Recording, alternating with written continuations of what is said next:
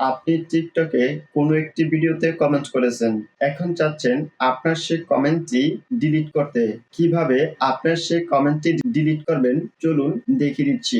এজন্য টিকটকটি ওপেন করবেন। টিকটকটি ওপেন হয়ে গেলে প্রোফাইলে ট্যাপ করবেন।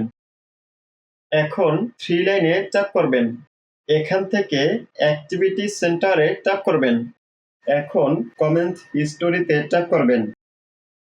এখানে আপনি যাকে যাকে কমেন্ট করেছেন এবং যে কমেন্টগুলো করেছেন সবগুলো কমেন্টস এখানে দেখতে পাবেন। এখান থেকে আপনি যে কমেন্ট ডিলিট করতে চান সেই কমেন্টটিতে ট্যাপ করবেন।